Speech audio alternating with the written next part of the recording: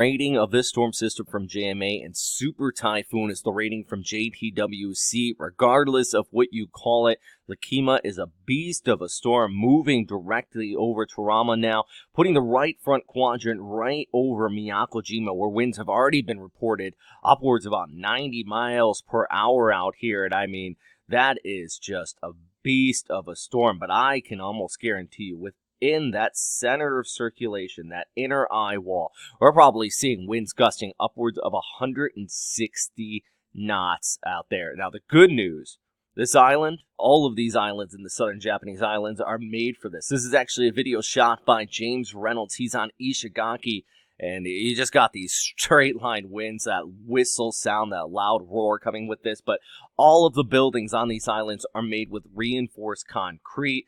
As long as people stay indoors, being smart about it and not head outside, as many of the people in the southwestern Japanese islands know exactly what to do. I would love to see a documentary on them, because I'm sure there are some people on Miyakojima or Ishigaki who have been through more typhoons or tropical systems than anybody else in the world out here. This place gets hit repeatedly. And with this storm system, though, with the overall satellite picture, you can see some of that moisture still wrapping around in the northern Taiwan, but also you still got those outer rain bands impacting Okinawa Honto. This is going to stay west of the most populated island out here, getting a bit of a breeze, especially in the southwestern areas. Naha Airport, the eastern seaboard is still looking at a pretty good fetch with these waves coming on shore.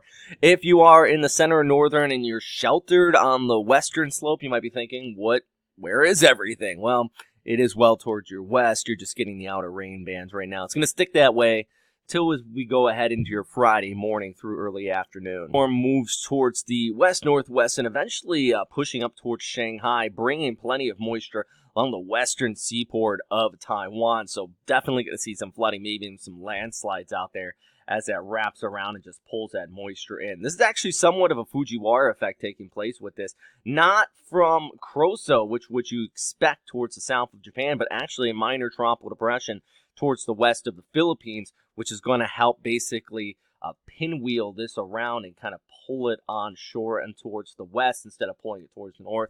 Meanwhile, Kroso is still out there, my friends, and if you are in mainland Japan, I mean, you want to keep a keen eye on this.